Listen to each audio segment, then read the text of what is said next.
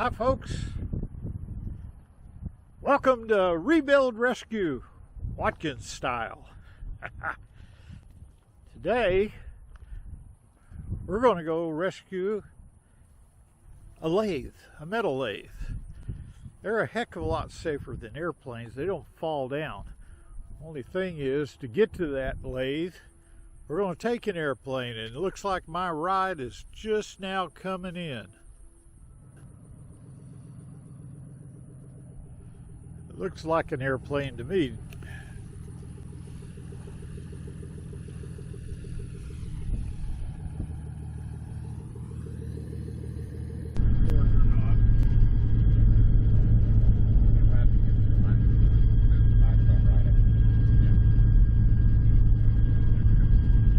Now this is the way to go rescue a lathe.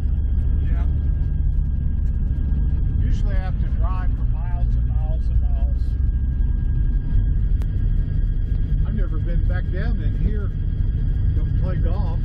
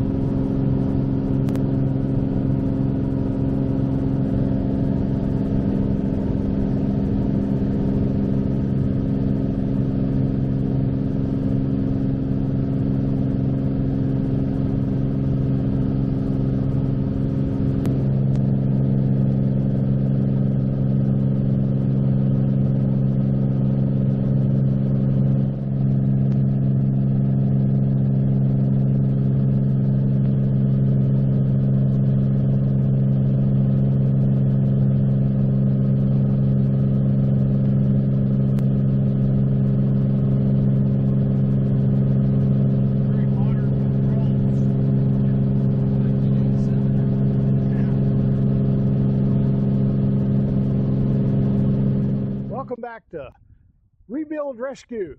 Oh crap, I'm on the wrong channel. No, I'm not. This is Rebuild Rescue, Watkins style.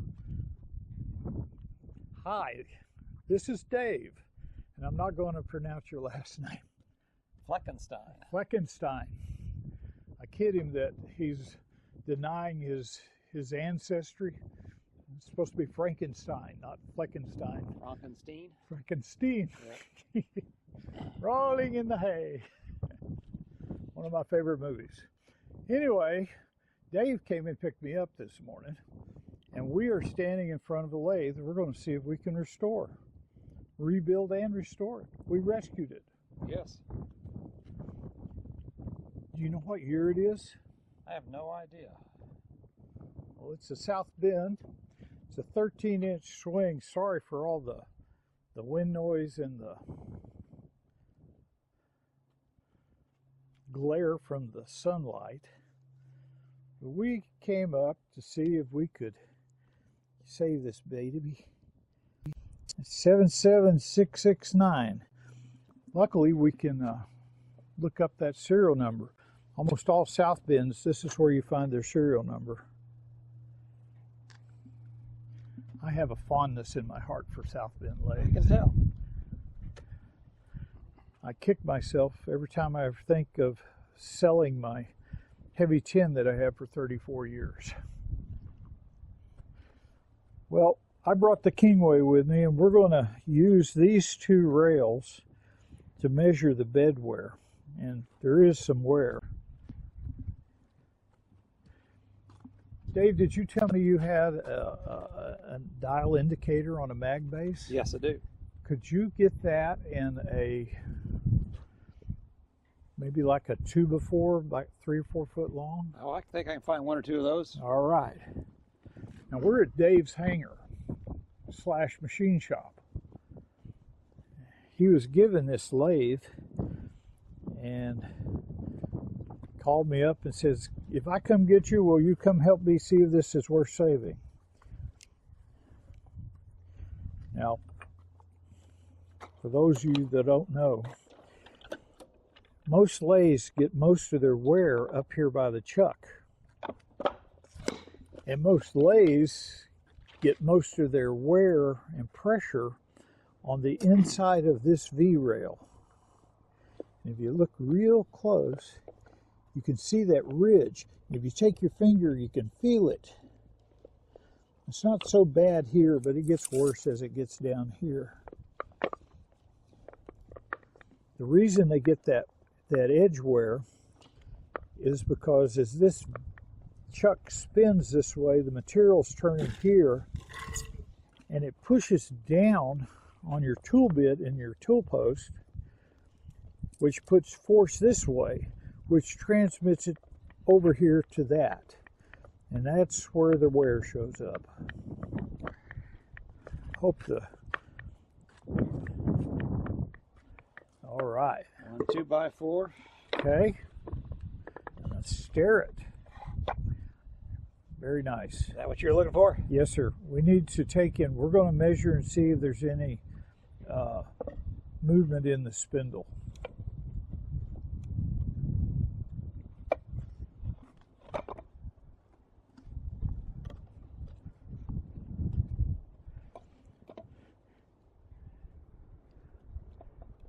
Dave works for a major airline, flying all around, and his hobby and passion is small airplanes. So a lot of the tooling and stuff he's buying is to repair them.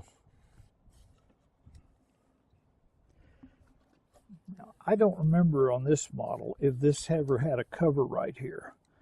I don't see the required hinge point, and it doesn't look like anything's broken. So basically, there's a cover that flips down here to keep your fingers from going in there. And if you spin this around, there's a pin in there that you pull in and out, and that locks the spindle down so you can shift gears. There's the back gear back there. Your back gear lever's up here, goes in and out, moves that gear into place.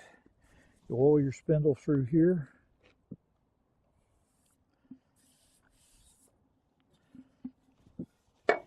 Let me see if I can, here, you can be a videographer.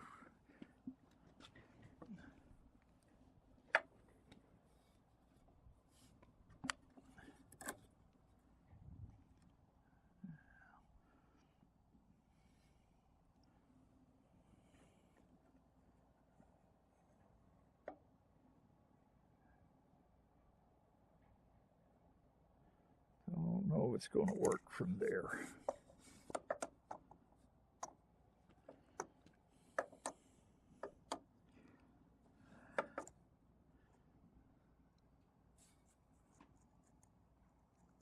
Do it like that.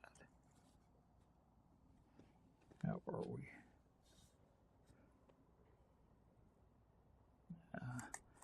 That won't work. Maybe it's like that. What about putting it up here on this? I don't think it'll reach over that far enough. I got it up here on this, so maybe it'll help stabilize it.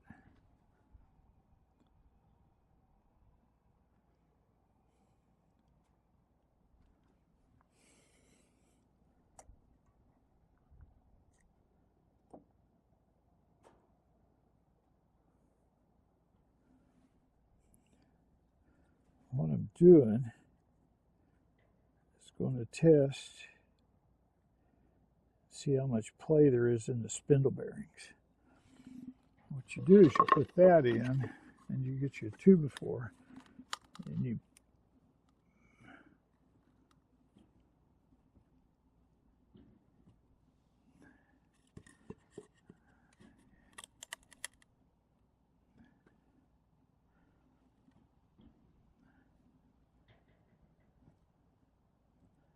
yeah, it's got quite a bit of wear in the bearing.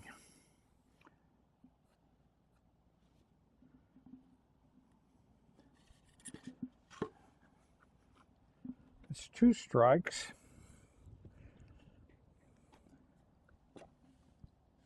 There's no sleeve here.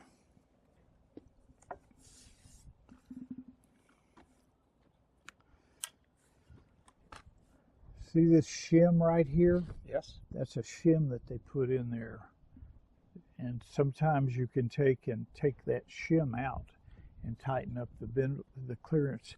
I don't see any shims in this one, but you can take the cap off and see. Okay. I don't remember if the one has Babbitt bearings, or if it does, that's easy to fix. You just re-pour them. But you might be able to see about a shim in it. Do you have any Nogi style arms? I got all kinds of stuff. We'll just have to look in the toolbox. Nogi's the one that has one knob, and you can change the position for everywhere and lock it down. Okay. I think so. Here, let me hand that back to you. Okay.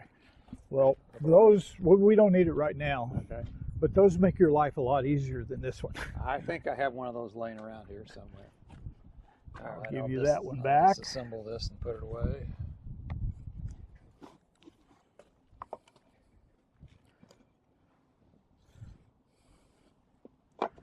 One thing I don't like about these is they don't have a chip pan on them. But, yeah. And a thread dial. What are you going to do with this if we fix it? Turn good metal into scrap metal. Are you an expert at that? I'm an expert at turning good metal into scrap metal. Nobody can do it as well as me. It's just a nice old lathe, and I hate to see it go away. I would like to see it running. And well, do you have any interest in rebuilding it, scraping, learning how? Yes. Okay. Well, then I consider this a nice candidate to learn on. Basically, these ways here in the middle are what the tailstock rides on, these two here. And they get the least wear of any surface on this machine. So you can always use these to measure how much wear is in these. Because everything here was grounded and or planed and hand scraped at the same time. The next thing we would look at and see is how much wear there is in the lead screw. Now, an easy way to do that is come down to the end of it. And this you could take a wire brush and hit on. But look at how much space there is here. Measure that out. You see how well formed they are? It never gets any wear here. Now move it down into this area. Yeah, you can see those are pretty worn. You can see how much space there is. It's double the space. Yeah. I knew one of these would have to be made. But it can be done. The main thing I look for is missing cast iron parts or broken parts. And if all of that's there, you can rebuild something usually. I mean, somebody made that lead screw. Yeah. Somebody else can make it again. It's just if it's cost effective. For today's business, there's no way. But for us, fun time. Yeah. It's only a waste of time. Yeah. It's not like getting in an airplane and driving for an hour to come look at it. Cost anything, did it? No, not at all. They just give those away. Let's see what's underneath. There's the motor. Have you even tried to wire it up? No, I have not.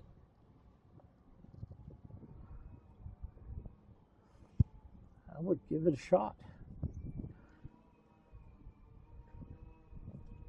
Now this one's a little different than mine was. This one only has a single speed pulley system set up. Mine have always had 2-speed, but this is using 3 drive belts for this one. That's a three-phase motor. Yeah.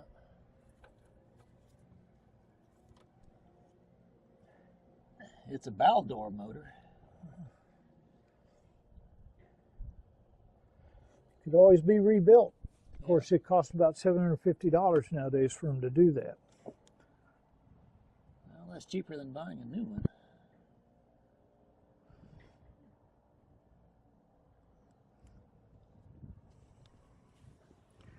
It says it's a 1 horsepower.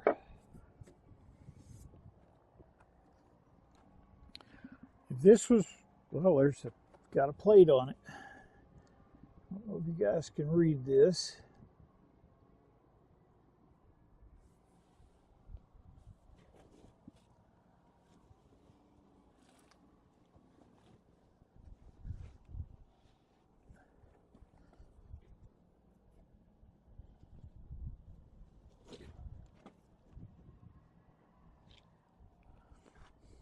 I don't see any major cracks in the cast iron.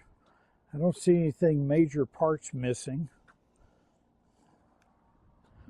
I don't see a lot of bed wear.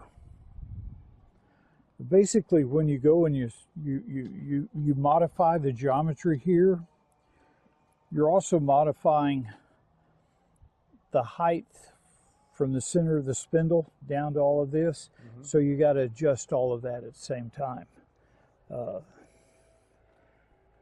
Tailstock is going to be too high after you're grinding. Or plane the base. I plane them because that's what I have, a planer.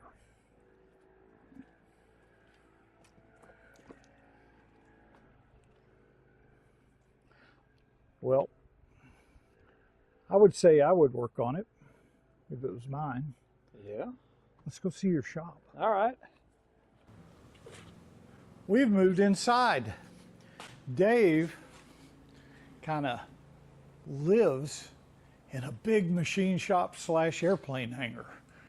It's the perfect place for guys like us, isn't it?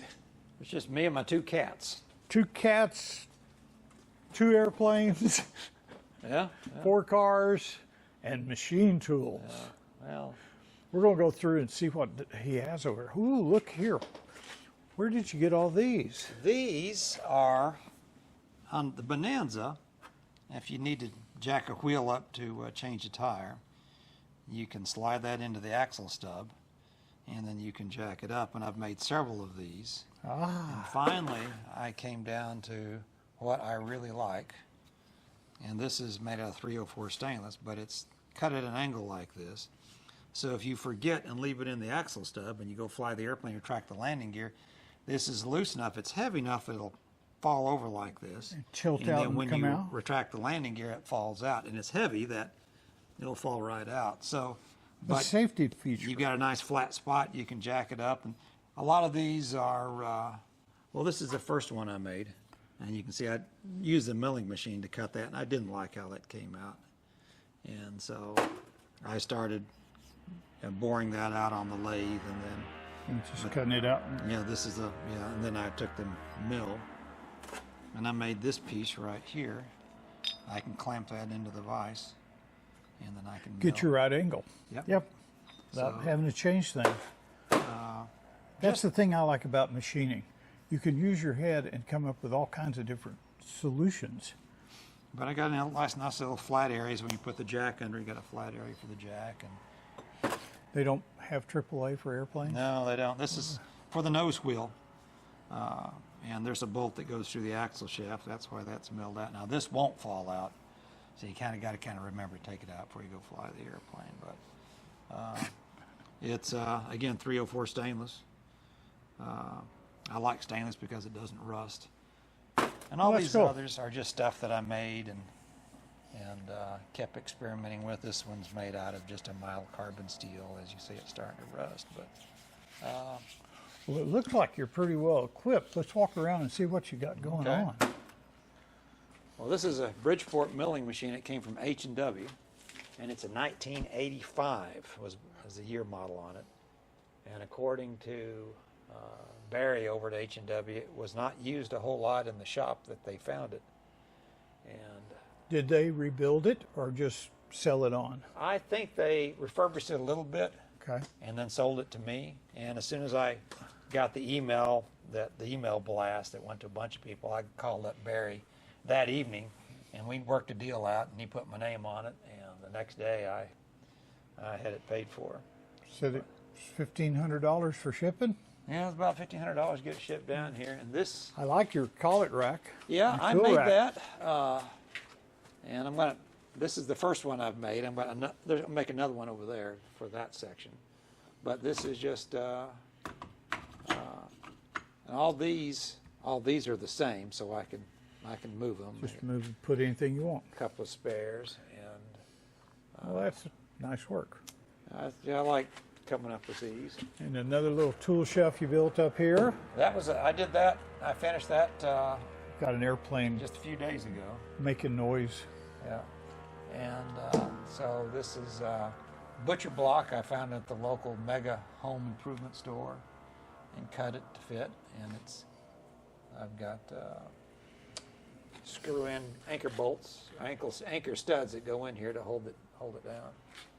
How do you like your precision Mathis? It's a nice little lathe. It's a great lathe for what I do with it, and I was able to get it with the taper tool, which works very well. And it's just a nice little lathe. It's small. I think it's really about all the lathe I'll ever need. But, you know, we got to get that south bend running too, just for the fun of it. But Well, that's kind of nice. You have a machine you can use to rebuild other machines. I didn't like how they mounted the DRO, so back here you can see I took a piece of stainless steel I had laying around, and you know, Just made you a block. made a block, and there's a Allen head screw that goes through there, and this is a piece of, actually this is a bit of stainless steel hex stock, and it works very well. And these were fastened to the back of this until I put the shelf on here, and I haven't decided how I'm going to do this yet, but Yeah, got time. yeah. A So Panograph. yes. Well, actually, I bought this so I could make my mill has a plastic Bridgeport sign on the ram, which I hate. Okay. I'm going to use this to make one out of bronze. And then I'm going to paint it. Well, do you know there's certain people in the world that also have Bridgeports, and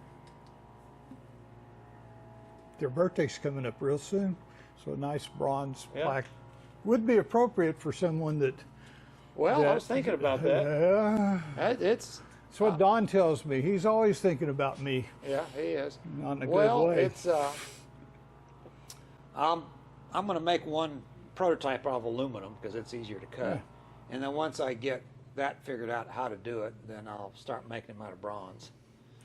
And so That would that's- be very neat. So yeah, I'll let you know when I do I'll be it, bugging you. and you I'll can come send over. you a And, card every year. and you can come over and video me making it. All right. I like your signs. Yeah, yeah. Well, the OSHA has to have warning signs up here in the shop, so those are OSHA-approved warning signs. I don't know if y'all can see that or not. This is the new camera. See if I can learn how to adjust the zoom on it. This is one of them DJI action cameras. And I bought it because you never know when I'm going to have the urge to go get on a mountain bike and jump off a perfectly good mountain. But I've got a camera to do so. You'll have the camera when you get ready to do that. Let me know when you do that, so So you come film it. I can film it from the house. And you got your Kent surface grinder.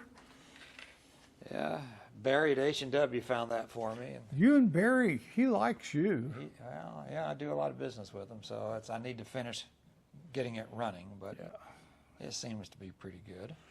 And may I suggest I'll remember the name. Remind me to remember the name. I got a good oil to spray on stuff like that. Okay. In fact, it was made by Boeing. Bow Shield. Bow Shield. I do have a can of Bow Shield. Okay, well, there would be a great place Yeah. to put some. I love that stuff. I even like the smell. And this is my first lathe over here, which is a good lathe. That's a heavier duty lathe than the Precision Matthews. LG 1440. Imagine that. And it has a H&W. Barry found this one for me, and it's got a DRO. It did everything that I asked it to until I got the deal on the Precision Matthews. I can't keep two of these, so if Why? anybody, well, I can only run one. Not one of those kind of guys, are you? Yeah. I mean, I have 4. You can have more than one. There's no rule. Well, I've got that South Bend out there. Well, but this one works right now. Yeah. So A good long bed lathe like that size is good to have. yeah. Can't have more than one. But if anybody wants a good, Oh, you were wanting to move it on, huh? yeah. But I have found some clausing lathes that I really like, so I might get a little bit bigger one. But this is, I said this came from H&W. They bought several, and this is one of the ones that they had. And I said it worked perfectly. Did everything that I asked it to. And Well, if anybody wants something, call me and we'll give you the information. What the hell is that? oh, talking about this is a Deutsch 6-cylinder air-cooled diesel engine running a 65,000 watt generator. So the next time we have a global warming blizzard, I'm not going to run out of power. Eat your heart out, Don. But No, you won't. there is, if you notice, it's so old, there's no emissions equipment on it. Oh, pity. straight exhaust. Pity. My gosh, what will you do? And since I out here at an airport that has a 10,000 gallon jet fuel, I can run it on jet fuel if I need to. If I can't get out to get to the diesel pump, so I can put jet fuel in it. So, and I built. I should edit that out. Otherwise, during the next global warming freezing event, Don will be up here at your place. If he can get his truck started. Yeah. But I built this frame to go underneath it so I can pick it up with a forklift either direction, front, back, either side. So this is a lot of stuff I have has forklift pockets you can pick things up with. That works. You got a new toy over there, you said. I see it. Made in USA completely. Really? Iroquois, South Dakota. Iroquois. A 100 100 ton press. It was a little bit bigger than I anticipated. I didn't realize it was going to be this massive. So, You had them build you a set of dies. so when I make bar joists, this will make the bends for the bar joists. And Hey, you've got a lot of tools in here. And not a single one of them looks like it's applicable to an airplane. I'm sure it can be. Well, I know, but Well, you need to press a bushing. Yeah. you know, a radial arm drill on the little tiny airplane over there, Well, you never know. it's all And a sheet metal. and a Famco press with a ship's wheel. Oh, yeah. Now, if you've got a Famco press, you absolutely have to have the ship's wheel. So I called the Famco company, which is still in existence, and they had one of these left, and so So you got it. I got it. And this is the compound one. So It's a nice press. yeah, it will. You can. This is. Ratchet it on down. Yeah, or you can. It's kind of. There we go. This is the compound version of it. And so I can pick it up and move it. I put this in it. I drilled that big hole. I use the radial arm. I use the radial arm Radial drill arm. to drill that hole. So through. you needed to buy the radial arm just to do that job. yeah, so yeah, pretty much. that's fair enough. I Yeah, agree. absolutely. I wish I'd have thought of that. So try to keep everything that can be picked up and easily moved. That's a nice saw. I was looking for a grob or a do-all, and I found the grob first.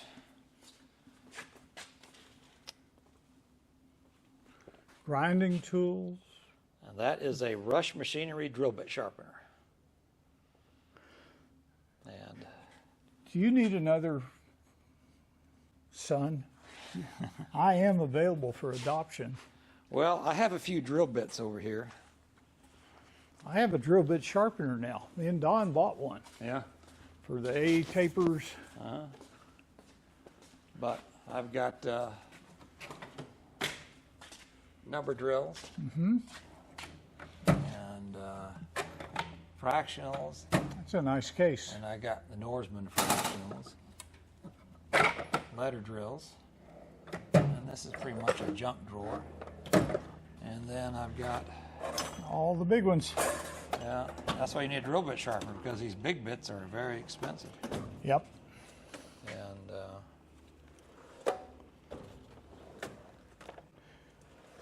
Don, I know where we can retire to. taper, these are reamers. These are number 5 Morse taper reamers. And those, and then right here, I got more. Don't have an 1 1/8 hex bit I might. reamer, do you? I would have to look through there and see. I've got. There's a 1/2 inch. There's a 1/2 inch, yeah. Need an 1 1/8. 1 1/8 hex. That's what that. Yeah, your Axelson. Axelson, yes. I can. This is making me nervous. Yeah, and so I found that set, and I think I gave him $100 for it or something like that. Yeah, I think I paid too much for it. Don't you feel bad? Yeah, so. Let's go find other tools. Yeah, radio. Giddings and Lewis rate alarm.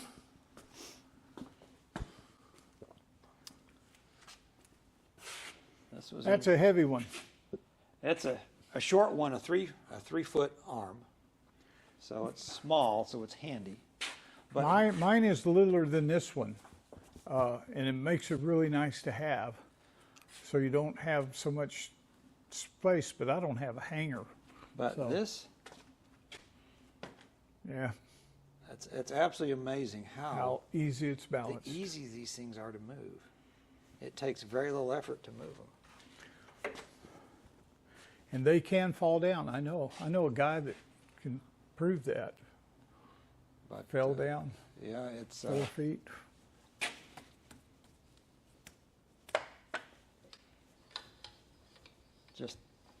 and this is a 68. This is made in 68. And I have the electrical drawings for it. And I even have a manual for it. Is that a new motor or is that the original? That is it had an AC Delco 480 volt motor, and it came with a transformer to convert the 243 phase up to 480. And I looked and looked, and I found this in Alabama. A shop in Alabama had it. And the owner of the shop said they bought that motor, I think, in 2018 new, and never used it. And I said, how much do you want it for? And he goes, well, if somebody offers me $500, I'll sell it. And I said, 500. And he goes, sold.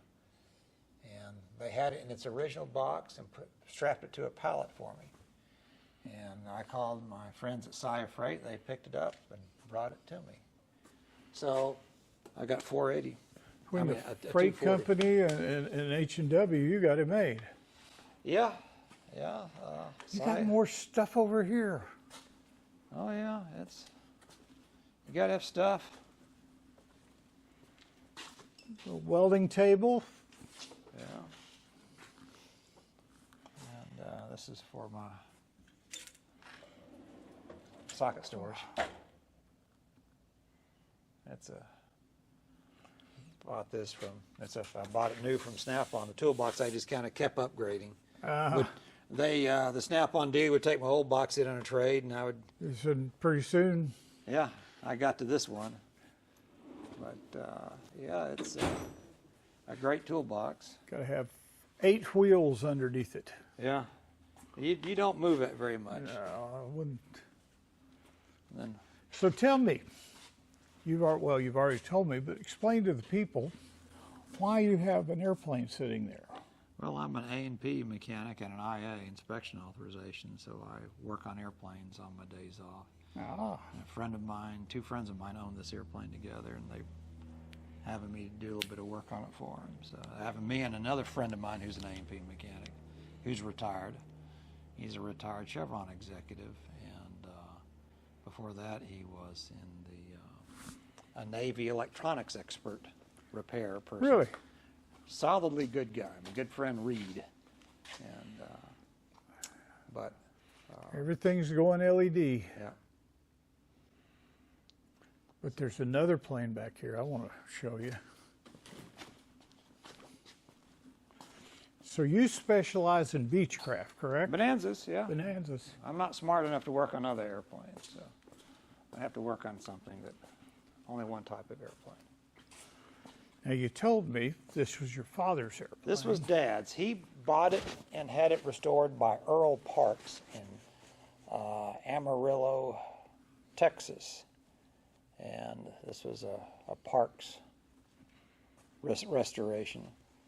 And when Dad got in ill health and quit flying it, he gave it to me because he knew I wouldn't sell it. And I need to do an annual inspection on it so I'll be able to go fly it. But I took my private pilot check ride in that airplane. How long ago? That was the late 70s that we did that. And I'd have to go back and look at my logbook to see exactly what year it was, but it's a while back. And what surprised me was, this is, you said, a Beachcraft. It's made by it's a 2-seat T-34. It's a 2-seat Bonanza. From here up, it's T-34. From here down, it's Bonanza. That's an oversimplified explanation, but it's really a 2-seat Bonanza. So this one looks like, well, that's a 4-seat. The one we flew in on was a 2-seat, and same airplane, just a little bit different top. Yeah, pretty much. Like I said, that's a very simple way to characterize it, but that's pretty accurate. It's a delightful plane to fly. Don says I'm simple. Well, I'm not smart enough to be nothing but simple. Well, that is cool. That's really nice. He's even got another old Bridgeport over there. He's going to turn into a drill press. But this is the way to do it. You have a big enough hangar so that your machine shop isn't cramped. Yeah. I'm selling off my old beer signs from my earlier days when I was buying beer signs and had beer signs all up over the house. Well, I enjoyed coming to see your shop. Well, I'm glad you came over here. I'm sure we'll be back on the lathe restoration project. Well, you're going to have to come to my shop, and I'll show you how scraping works. Well, I can disassemble it and put it in the back of Dad's old truck and haul it down.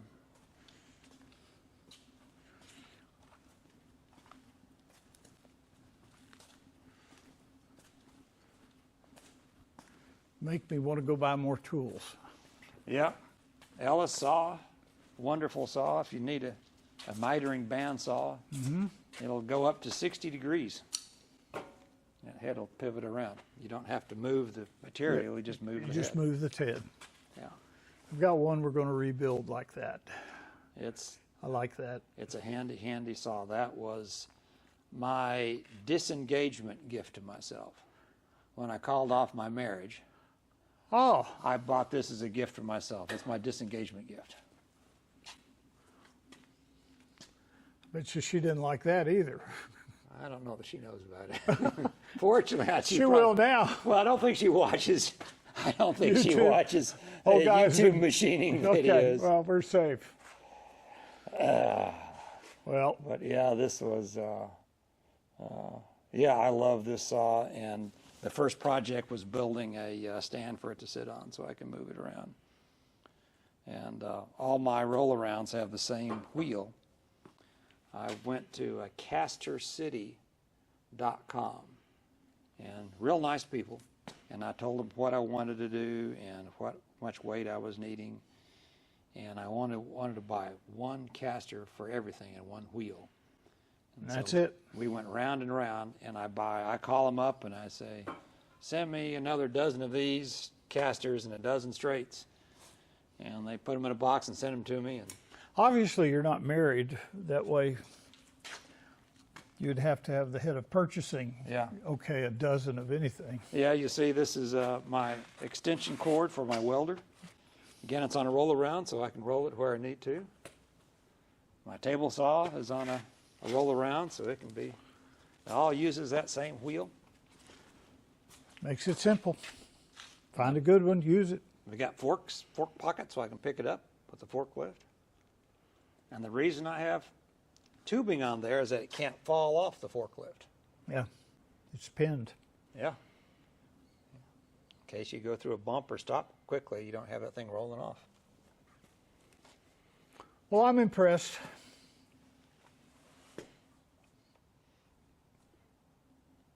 You don't have an alarm on here, do you? Well, I don't tell people the type of security system I use. Oh, crap. Never mind. Nobody knows where the hidden cameras are. Well, you probably have laser beams and things like that in here. Yeah.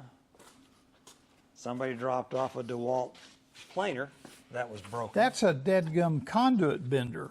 Yes, it is. Oh, that was my second disengagement present to myself. I bought this conduit bender. And that's a hydraulic conduit bender, and it's wonderful. Well, I can imagine. I've got a digital angle finder on it, and I can bend conduit down to the 10th of a degree if I need to. All this conduit in this shop, I taught myself conduit bending and did it all myself. I made a lot of scrap conduit in the. That's one thing I'm very good at, is making scrap conduit. Well, it looks good to me. Looks good. It's a lot of fun doing that. You could make mufflers for airplanes with that thing. Well, that lamp, that light fixture over the Bridgeport, I made that with scrap 1/2-inch pipe. That works good too. Yeah. Think you can see well enough? Well, you gotta have enough lights. I've got this light and this light. I'm surprised you don't have the ring light that goes around the spindle. Well, I need to Find one. I need to get that. Yeah, maybe I need to make one. But yeah, this is the one I make out of bronze. Yeah. And since yours has the same one, I'll make a couple for you also. Well, I appreciate it. I bought 2 new plastic ones for the rebuild. Yeah, I saw that, and I thought, I know somebody who would probably like. I know. Yeah. See if I'll paint them black and then. Wipe them off. Don does some work on that. Oh, he makes nice plaques. I'll show you a picture of that. He's redone all the ones for my Axelson 16. Ah, very good. They're sitting there ready to go. Well, I'm going to turn the camera off. My arm's getting hard of holding it up.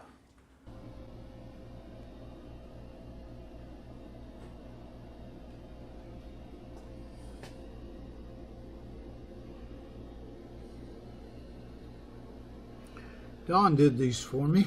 It's for the 16 sitting outside in the dirty part of the shop. Aren't those nice? Look what they did to them when they got bought out. They went to pewter or whatever this is. Makes you want to cry. This was built in 1954, I think. It's the last ones they made. Oh well. Thanks for watching. I hope you enjoyed the airplane show. I had a great time. Thanks, Dave.